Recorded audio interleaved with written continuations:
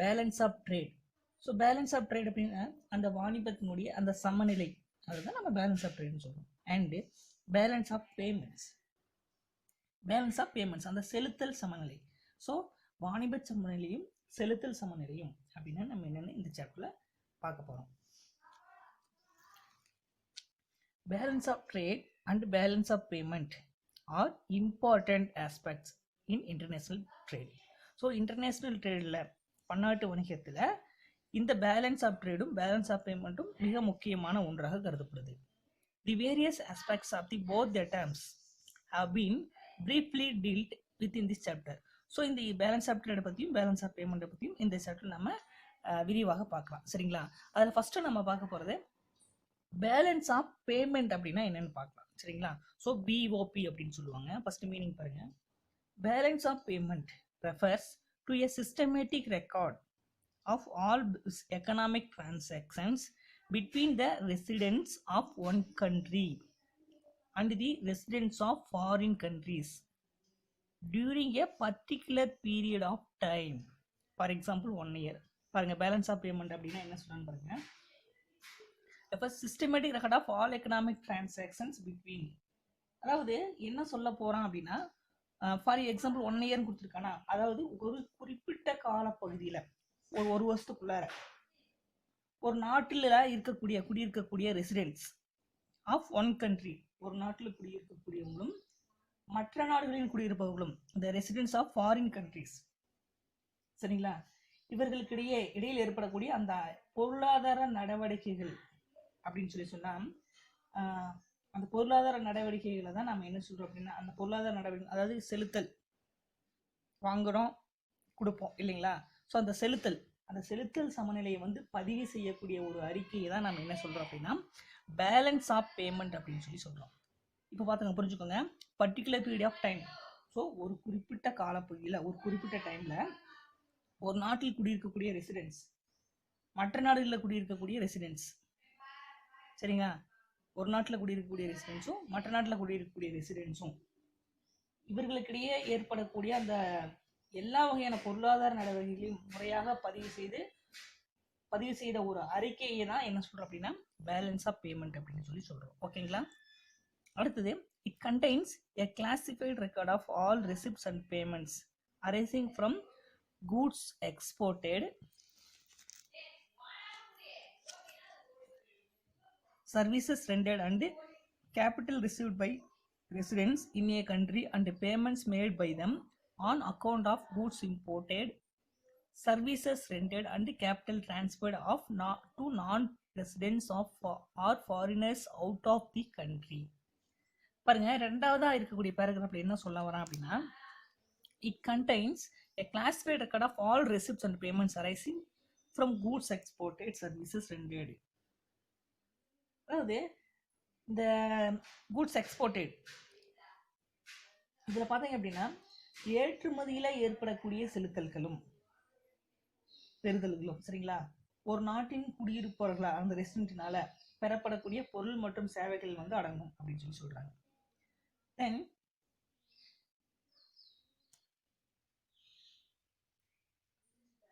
residents in a country and payment made by them on account of goods imported. அடுத்தது, இறக்குமதியின் பொழுது அவர்களால் செலுத்தப்பட்ட தொகையும் வழங்கப்பட்ட சேவைகள், நம் நாட்டிலிருந்து வெளிநாட்டிற்கு மாற்றப்பட்ட மூலதனம், இது எல்லாமே உள்ளடக்கியதான் the services rendered and capital transferred of non-residents or foreigners out of the country. So இது எல்லாமே உள்ளடக்கியது தான் வந்து செலுத்தல் சமநிலை அப்படின்னு சொல்றாங்க. சரிங்களா? ஸோ ரெண்டாவது இருக்கக்கூடிய விஷயத்தை புரிஞ்சுட்டீங்களா?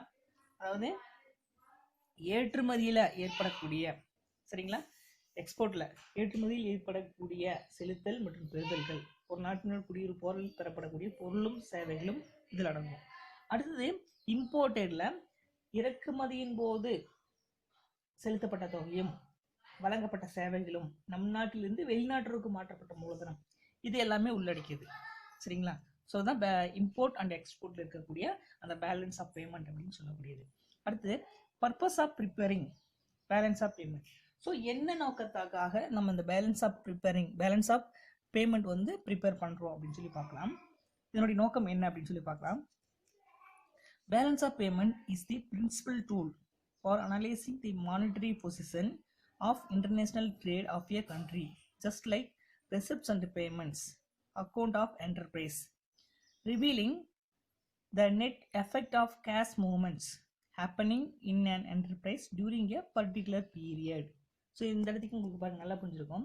ஸோ எதுக்காக பேலன்ஸ் ஆஃப் பேமெண்ட் வந்து ப்ரிப்பேர் பண்ணுறோம், என்ன நோக்கம் அப்படின்னு பார்த்தீங்க அப்படின்னா, அதாவது இந்த இன்டர்நேஷ்னல் ட்ரேடில் ஏற்படக்கூடிய அந்த பன்னாட்டு வணிகத்தில் அந்த பர்டிகுலர் டைமில் சரிங்களா, ஒரு நிறுவனத்தினுடைய எழுதல்களும் ரெசிப்ட்ஸும் பேமெண்ட்ஸும் சரிங்களா, இந்த மாதிரியான பண பரிமாற்றங்களுடைய நிகர விளைவை ஆய்வு செய்யக்கூடிய ஒரு கருவி இந்த பேலன்ஸ் ஆஃப் பேமெண்ட் அப்படின்னு சொல்லி சொல்றோம். சரிங்களா,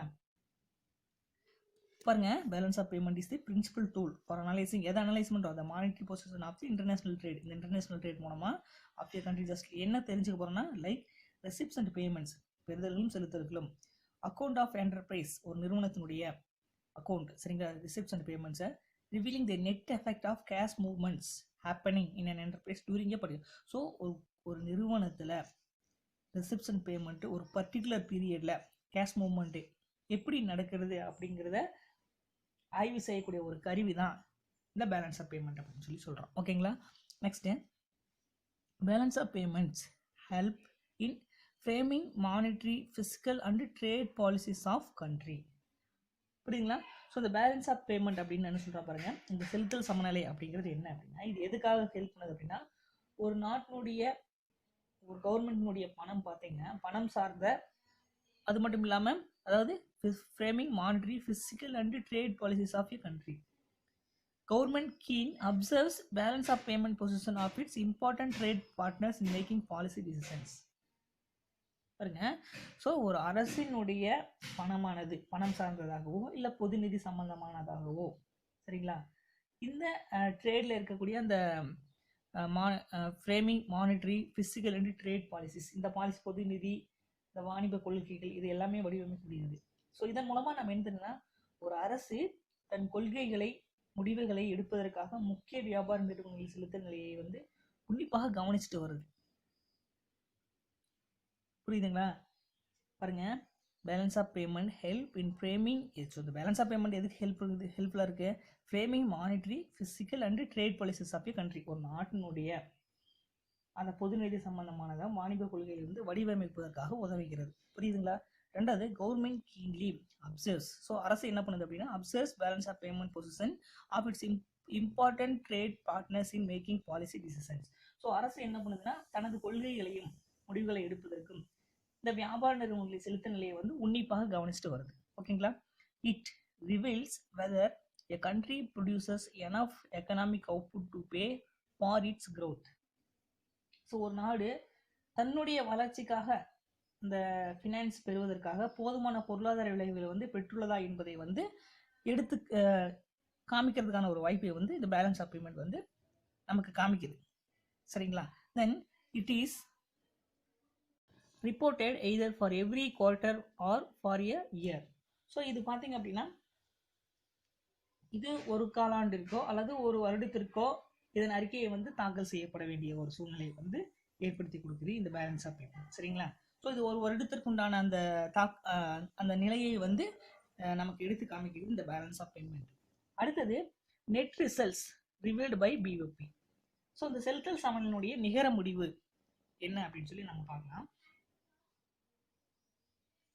A balance of payment surplus indicates that country's exports are more than its imports and its government and residents are savers. So இந்த செலுத்தல் சமநிலை அப்படிங்கிறது பார்த்தீங்க அப்படின்னா, ஒரு நாட்டினுடைய ஏற்றுமதியையும், அதாவது எதை காமிக்கிறது பாருங்க, செலுத்தல் சமநிலை அப்படிங்கிறது ஒரு நாட்டினுடைய ஏற்றுமதி அதன் இறக்குமதியை விட எப்படி இருக்கணும், அதிகமாக இருந்தால்தான் பெட்டரா இருக்கும். சரிங்களா? ஸோ அப்போதான் என்ன பண்ணுது அப்படின்னா, இந்த நிலை வந்து அந்த அரசாங்கம் வந்து அந்த குடியிருப்பவர்களை வந்து பாதுகாப்பாக இருப்பதை உணர்த்துகிறது. சரிங்களா? அப்போ ஒரு நாட்டில் எப்படி இருக்கணும், இம்போர்ட்டை விட எக்ஸ்போர்ட் தான் அதிகமாக இருக்கணும். அப்படி இருந்தது அப்படின்னா, ஸோ அந்த ரெசிடென்ட், அந்த கவர்மெண்ட் என்ன பண்ணா, அந்த ரெசிடென்ட்டையும் அங்கே இருக்கக்கூடிய மக்களையும் வந்து பாதுகாக்குது அப்படிங்கிறது ஒரு சரியான ஒரு கருத்தை வந்து குறிப்பிடுது. அதுவே they are in position to have enough capital to pay for its domestic protection. So இது பார்த்தீங்க அப்படின்னா அந்த உள்நாட்டு உற்பத்திற்கு தேவையான அந்த மூலதனத்தை வழங்கக்கூடிய நிலையிலும் இருக்கும். சரிங்களா? The country can even lend to other countries which in turn buy its products. So இதன் மூலமாக இந்த சாதகமான சூழ்நிலையில் மற்ற நாடுகளுக்கு வந்து பார்த்தீங்க அப்படின்னா என்ன பண்ணுறது பாருங்க, the country can even lend to other countries which in turn buy its products. So மற்ற நாடுகளுக்கு அந்த சாதகமான நிலையில் மற்ற நாடுகளுக்கு கடன் கொடுக்கவும் கூட வழிவகை செய்யும். சரிங்களா? ஸோ நம்ம நாட்டில் நல்ல எக்ஸ்போர்ட் அதிகமாக இருந்துச்சுன்னா நாம மற்ற நாட்டுக்கு கடன் கொடுக்கக்கூடிய ஒரு வாய்ப்பும் கூட நமக்கு ஏற்படுத்தி கொடுக்கும் இந்த balance of payment. as a result இதன் விளைவாக it boost the economic growth in short term. So இதனால பார்த்தீங்க அப்படின்னா இந்த பொருளாதார வளர்ச்சி வந்து நமக்கு வந்து அதிகரிக்க செய்யும். then the country achieves higher economic growth due to higher exports in the long run. So நாம அதிக அளவில் ஏற்றுமதி செய்வதன் விளைவாக நம்மளுடைய பொருளாதாரம் பார்த்தீங்க அப்படின்னா பொருளாதார வளர்ச்சி பார்த்தீங்கன்னா அதிகரிக்கிறதுக்கான வாய்ப்பு ஏற்படுது. It builds strong domestic market. So அது மட்டும் இல்லாமல் இது உள்நாட்டு சந்தையும் கூட டொமஸ்டிக் மார்க்கெட்டையும் கூட நல்லா ஸ்ட்ராங்காக வலுவாக இருக்கிறதுக்கான ஒரு வாய்ப்பையும் இது ஏற்படுத்தி கொடுக்குது. Then this protects the economy from exchange rate fluctuations. So அது மட்டும் இல்லாமல் இந்த நாணய மாற்றம் எக்ஸ்சேஞ்ச் பண்ணுறோம் இல்லைங்களா? ஸோ இதனுடைய விகிதத்தை பார்த்தீங்கன்னா அந்த ஏற்றத்தாழ்வு வந்து பொருளாதாரத்தை வந்து அந்த ஃப்ளக்சுவேஷன்லேருந்து நம்மளை வந்து பாதுகாக்கவும் செய்கிறது. சரிங்களா? Then next a balance of payment deficit points to the fact that country's import is more than the export. ரெண்டாவது பாருங்க, ஒரு நாட்டுடைய இறக்குமதியானது எப்படி இருக்கும் அப்படின்னா ஏற்றுமதியை விட அதிகமாக இருந்தால், எப்பவுமே நம்மள எப்படி இருக்கணும், ஏற்றுமதியை விட அதிகமாக இருந்தது அப்படின்னா அது என்ன காமிக்கும் அப்படின்னு பாருங்க, டெபிசிட் பாயிண்ட்ஸ், அந்த பற்றாக்குறை நிலையை சுட்டி காட்டும். அப்ப எப்படி இருக்கணும், நம்ம நாட்டுல வந்து இறக்குமதி வந்து குறைவாக இருந்து ஏற்றுமதி அதிகமாக இருந்தால் நல்ல சுச்சுவேஷன்ல நல்லா போயிட்டு இருக்குன்னு அர்த்தம். பேலன்ஸ் ஆஃப் பேமெண்ட் வந்து சூப்பரா இருக்கு. இதுவே ஏற்றுமதி குறைவாக இருக்கு, இறக்குமதி வந்து அதிகமாக இருந்தால் நாம டெபிசிட் பாயிண்ட்ஸ்ல போயிட்டு இருக்கிறோம்னு அர்த்தம். ஓகேங்களா? ஸோ அதுதான் குறிக்குது. தென் தி சுச்சுவேஷன், இந்த சூழ்நிலை பார்த்தீங்க அப்படின்னா forces the country to borrow from other countries to pay for its imports. இது பார்த்தீங்களா அதுக்கு ஆப்போசிட்ல அப்படியே இருக்குங்களா? ஸோ இந்த மாதிரியான ஒரு சூழ்நிலை ஏற்பட்டது அப்படின்னா நாம இறக்குமதி செய்வதற்கு தேவையான தொகையை வந்து மற்ற ஃபாரின் கண்ட்ரிலேருந்து நம்ம கடன் வாங்க வேண்டிய ஒரு சூழ்நிலை ஏற்பட்டுவிடும். It creates economic development in short time. So இது பார்த்தீங்க அப்படின்னா அந்த குறுகிய கால பொருளாதார வளர்ச்சியை வந்து பார்த்தீங்க அப்படின்னா